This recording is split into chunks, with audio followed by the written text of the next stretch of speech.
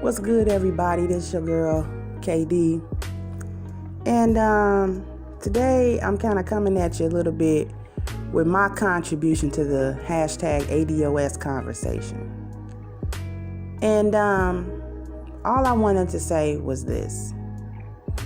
The opposition to it, the various so-called arguments that I have heard against ADOS and the seeking of any form of reparation for the injustices committed upon our ancestors and really for the following system implemented in order to keep us as the perpetual slave class of this country.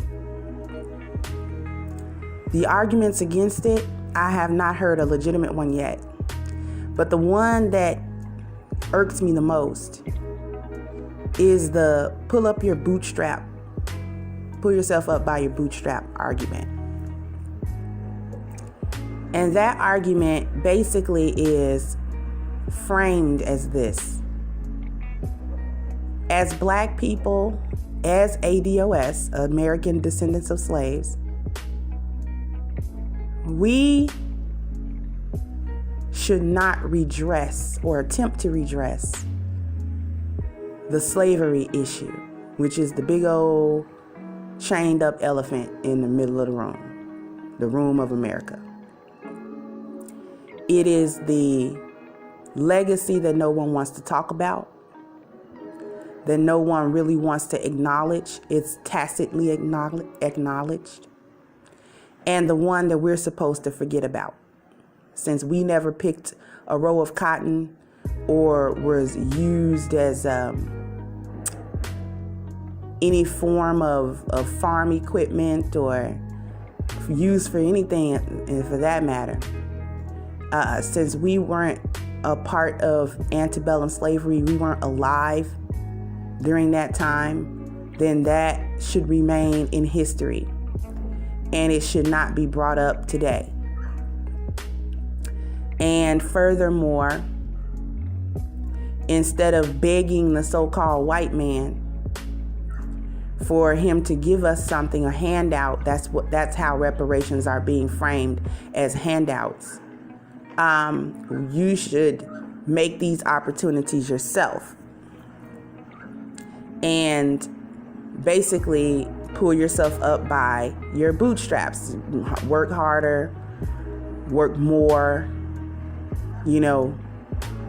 Stop being so lazy. And if that's not a white supremacist talking point, I don't know what is. It buys into several myths. The first myth that is bought into is the fact that this country is a meritocracy, meaning that you are able to get ahead based on your merit alone, based on your hard work alone and your determination. This country is not a meritocracy. It never has been. Because in that case, we would all start on basically level playing ground, and those who seized their opportunities would succeed, and those who did not would fail. However, the bootstrap argument dismisses completely the nature and the essence of the infrastructure of racism, white supremacy. The one thing that Blacks have been denied in this country, we have been denied the ability to do, has been key in keeping us in a perpetual state of survival rather than thriving and living. And that thing that we have been prevented from doing on a whole is accumulating generational wealth, okay? We have been prevented through various legislation, various enforcement of certain laws, various expectations and social norms, even going back as far as the shoddy education that we receive. These things have kept us in a perpetual state of simply surviving.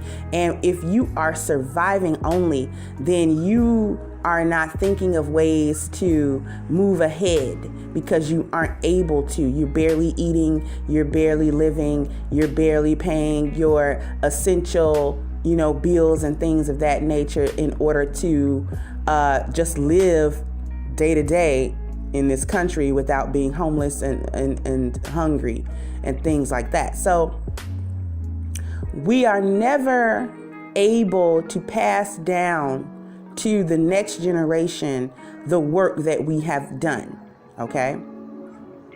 Which is basically what generational wealth is. It is the accumulation, okay?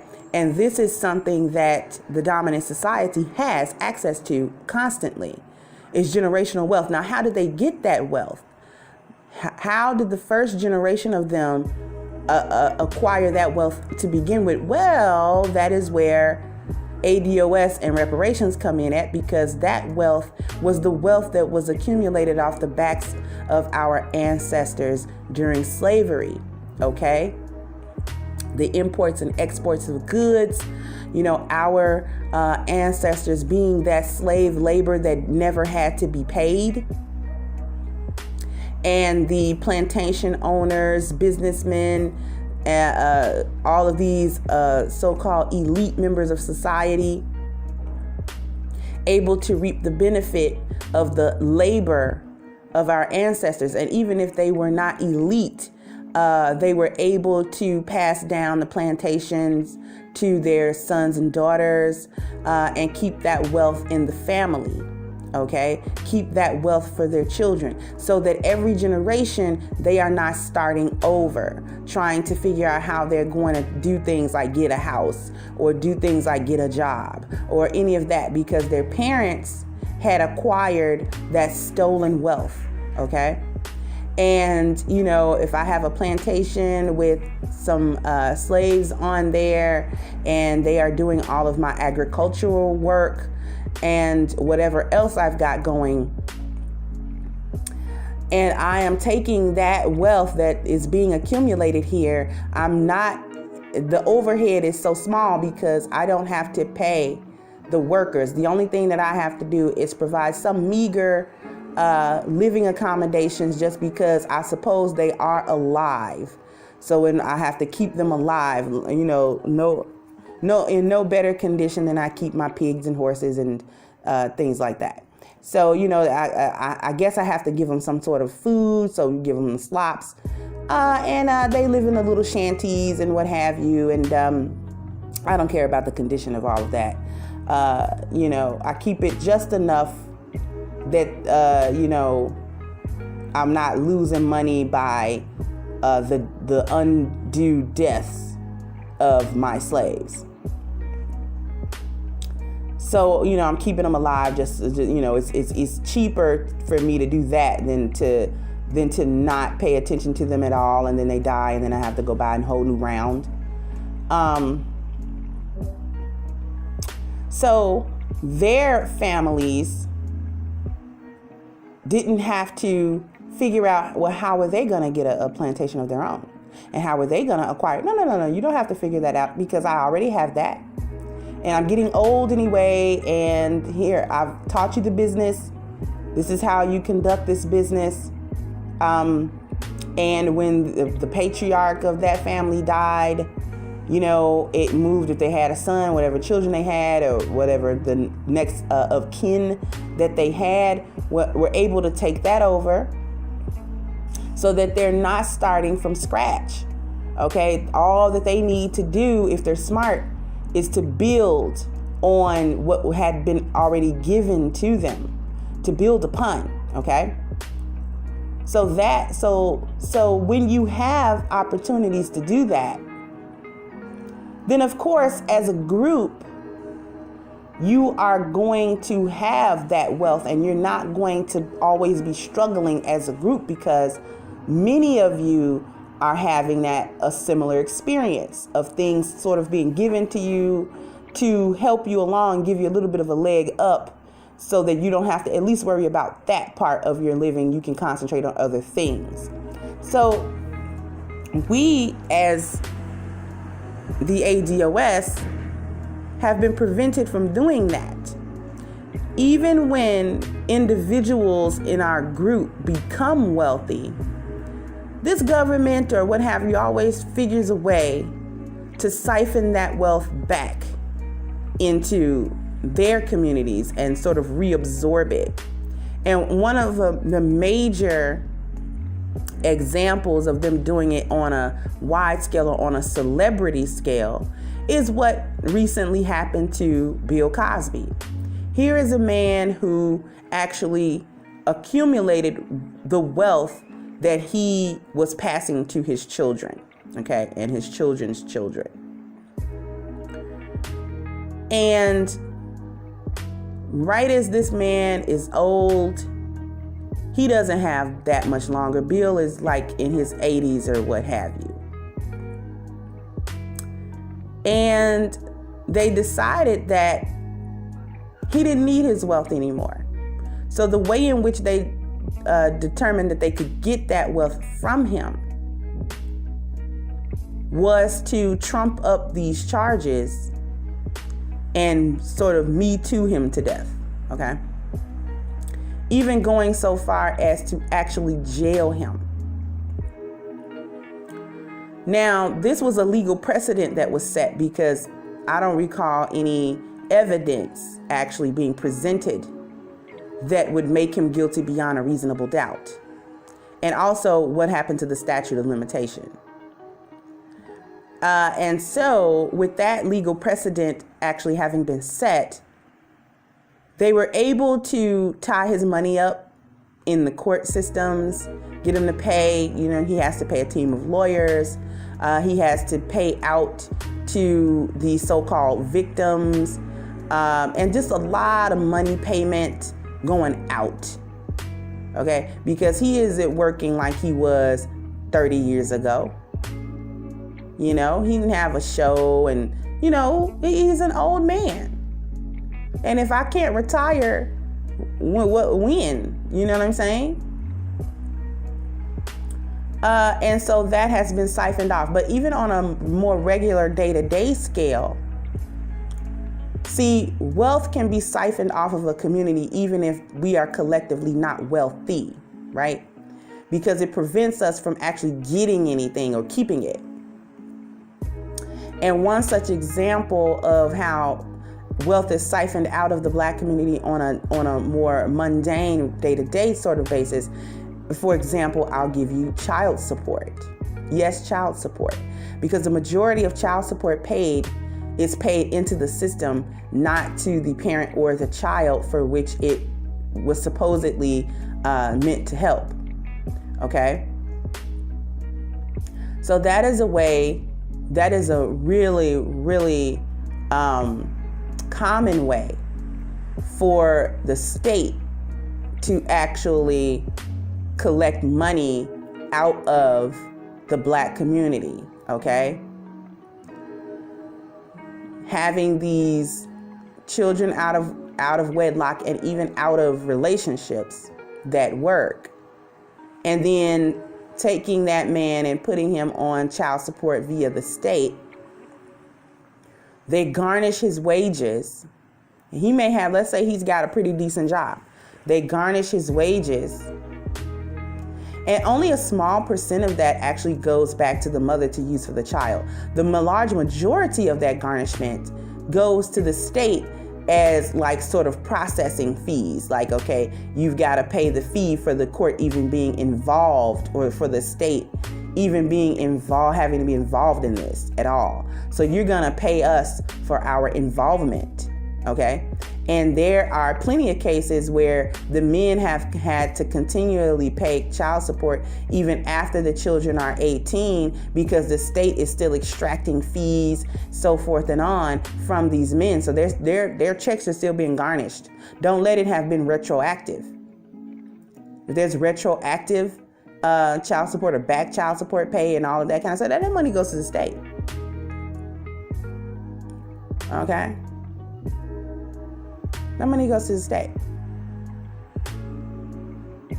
because they can still get you for back child support even if the child that it was meant for is no longer a child. So what does the state have to do with collecting money for child support that you never paid? What do they have to do with that? Because now they want back the money that they paid out in benefits to that child and their mother. So they want it back from you. So now you're gonna have to pay if cumulatively the state paid out about $30,000 for the duration of the benefit, however long the benefits lasted, you're gonna pay that plus interest. Okay? You're gonna pay that plus interest. And that'll fleece the men of our community. That'll fleece them.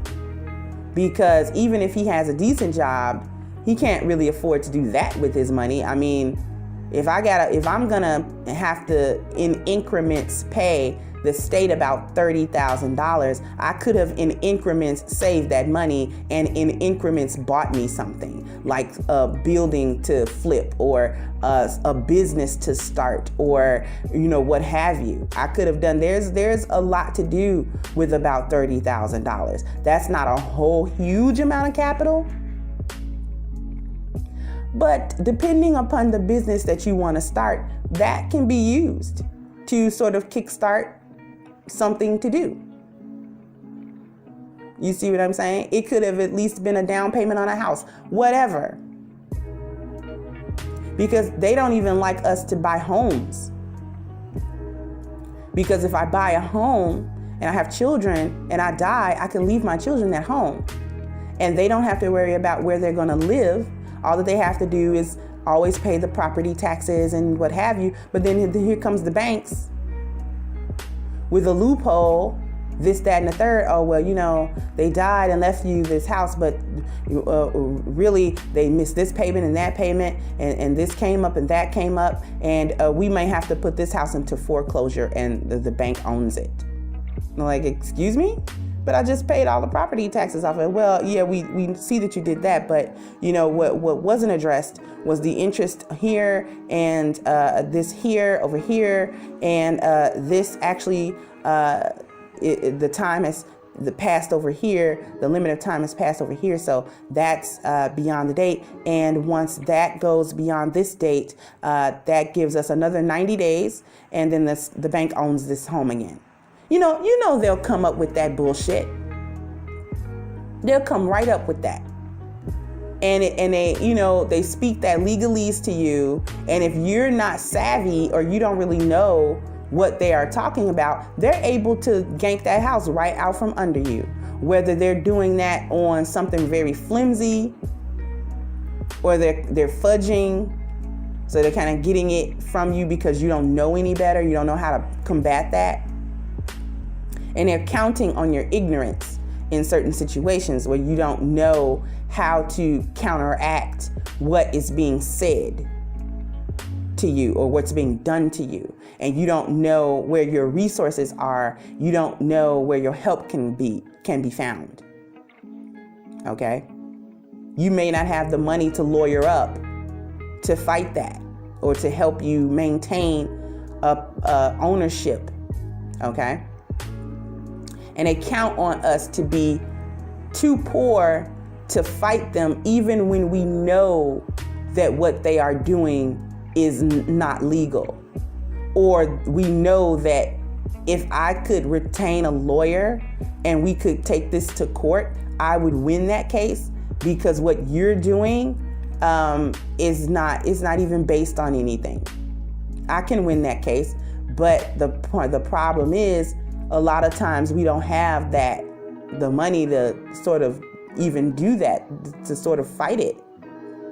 Even when we know it's wrong, even when we know it's bullshit.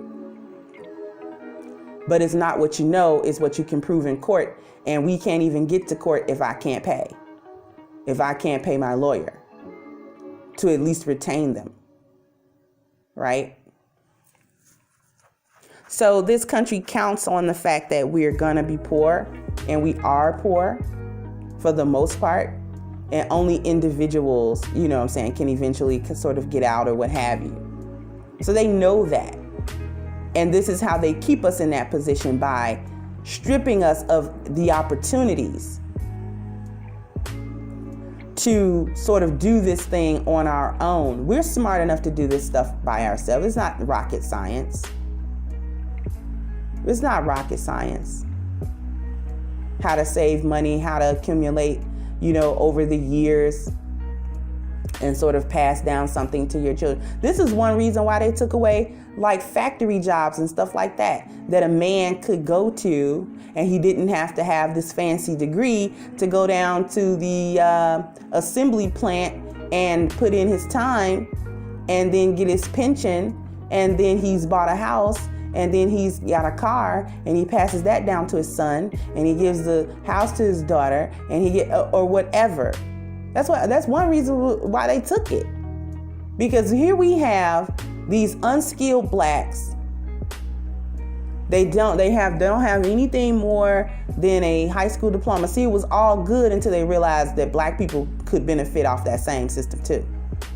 So it was all good for them to be able to get the so-called American dream, a house with a white picket fence, 2 kids, a wife and a dog, right?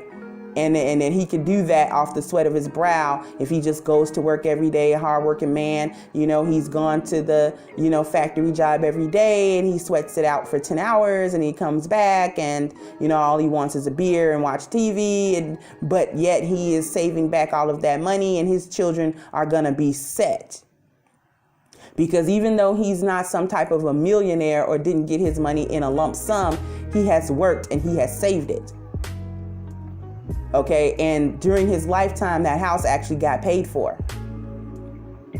And the car he keeps in the garage, which is his baby, he's kept that in pristine condition. And so by the time he dies, his wife has left these things, and she's passed it down to her children. She gets the pension, so she'll be taken care of, and so will his children, okay? So it was all fine as long as they were the only ones or the main ones that could reap that benefit. Oh, but then we have blacks who said, I'm very good with my hands. I can take this shop class and learn how to be a mechanic and go, you know what I'm saying? I can do the same thing. Let me head down to the local plant or the local steel mill or the local, car assembly factory or the local whatever. And I can do the same thing. As a matter of fact, I'm better at it. Okay? Because I've been kind of doing this all my life anyway. So I already know what I'm doing. Comes in, works just as hard or harder than everyone else. Not quite making the same amount of money as his Caucasian counterpart. But yet he's still making that work. He still went and bought him a house. Now he had to buy it in his neighborhood, but he still did it. Right? So when we began to take advantage of the things that were set before us, now all of a sudden, this is no good. The businesses need cheaper labor. We're going to take these jobs overseas, right? Offshore, so that we don't have to pay the taxes and it can be deregulated and blah, blah, blah, blah, blah, right?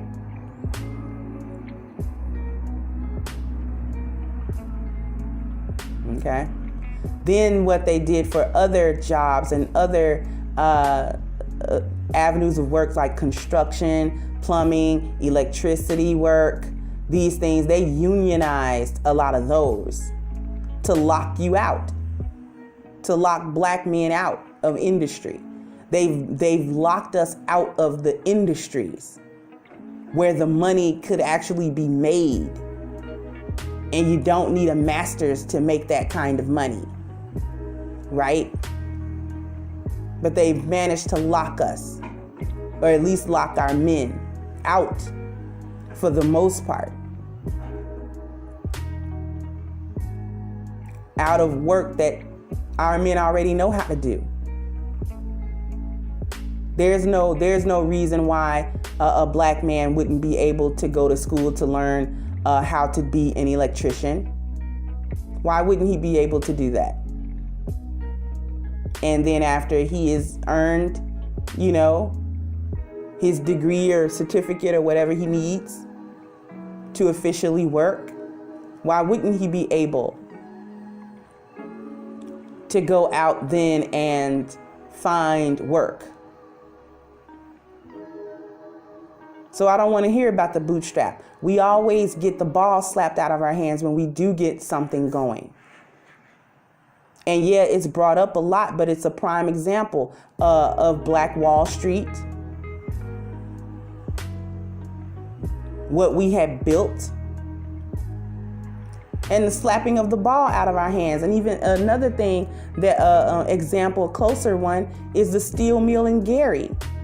How many black people were working at that steel mill? And once it was so many, and they realized, okay, all these Negroes are over here making a living, and they living well. And black people had built Gary, Indiana. They wanted to call it like a little Chicago. And you know what? They did? They did. Took all of the businesses and moved them to Merrillville. And it was segregated. Blacks couldn't shop and all of that with white people. Mm-mm. And when they attempted to make their own businesses, and all you have to do is some zoning ordinances and some permit issues here and there, and sort of stop you from having a business. It doesn't take much. It doesn't take much.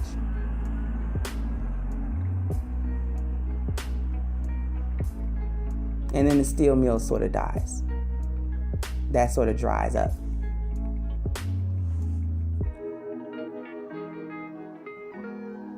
Now that was the super short version, because I didn't give you the details of why it dried up. But ball slapped out of our hands. Getting too prosperous. Off of what? The sweat of your brow. Too prosperous. You're gaining too much ground here. So we have to stop you from doing that, because if you're gaining ground this fast, and if we leave this unattended, you're going to be in our position after a while. And we can't have that. We can't have you actually competing with us on our level. This is why we miseducate you from the beginning. We've already put you behind the 8 ball. Come on. And now you're actually playing catch up with that? With that shoddy education we just gave you? And put you in a position of poverty like that, and put all of these pitfalls before you, hoping that you go to prison, hoping that you drop out of school. We hope that you do this and hope that you do that, and you manage to bypass all of that in order to be a productive member of society. How dare you? How dare you? And so that bootstrap argument dismisses the entire history and, like I said, the quintessence of what it means to be under a system of racism and white supremacy, and to have that built into the very infrastructure of the country, and have them to actively stop you from doing what you need to do in order to get ahead. So this is not a meritocracy. It has never been. And black people aren't lazy. We built it. And it's not begging, we're owed. If you go to work and they skip you 3 pay periods, first of all, you're going to stop working. And second of all, you're going to apply pressure to that company until they pay you those 3 checks they owe. It's not begging, it's demanding what is actually owed to you. This is services already rendered that were never compensated for. Right?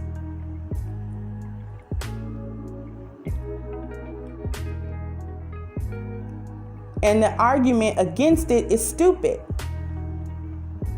Because basically it's saying it's okay that they have denied you food. Go out and get the food on your own then, and when you try, they block you from that. So we're not going to feed you, and we're not going to allow you to get food. And the bootstrap argument presupposes, or rather not the bootstrap argument, but the argument that we shouldn't be, quote unquote, begging the white man for reparations, means that if he bars you, if he declines to feed you and then bars you from going to procure your own food, you should be content to starve. And this is the ignorant mentality of a lot of black people. Not to mention the other arguments concerning, well, who would be qualified as a descendant of slaves? You know, if you're light skinned, you can't get, well, you know, there were black people who owned slaves. I don't give a shit. It was backed by the American government, the entire system. And so that is who is being looked upon to pay. I'm not trying to go back. I'm not interested in going back to each, lineage to go back to see exactly which plantation owner, which family. No. That's always been a white talking point to talk out of it. Well, we can't trace down everybody, and you need to get reparations from the family that owned your ancestors. No. Because the American government, the antebellum slavery was the law of the land. Okay? And the individual families that owned slaves weren't doing anything against the law of that time. They were simply taking advantage of the environment in which they lived. They ran it as a business as they would have run any other business. It's just that this business happened to have the brutality of human trafficking and slavery involved. But all of that was under the umbrella of the government of the United States of America, which it was law. They backed it all. The money that was used to run the government came from where?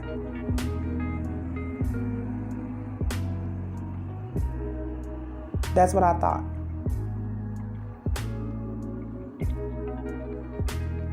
That's what I thought. So these arguments, stupid. Dumb arguments. And if you're not with us, you're against us. And it's simple as that. All of these people coming around that are melanated, but you're not ADOS, you need to either support it or get out of the way. Because whether we get it or not, it won't be because of you.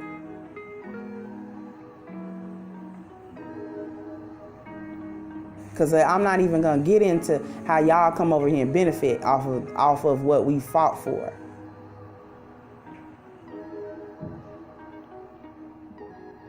Because it's been black people fighting and scrapping in this country to get anything.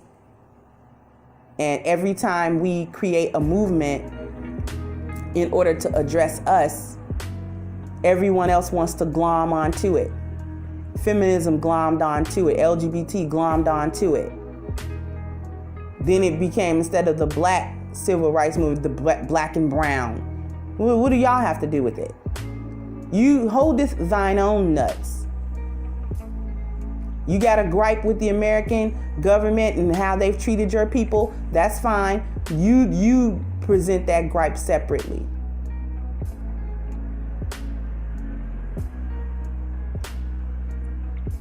Cause see, I don't even want to join up with the Native American fight.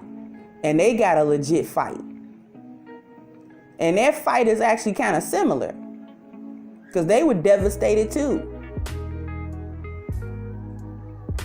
But it's still not the same thing. And I still don't want to join up. They have their own fight.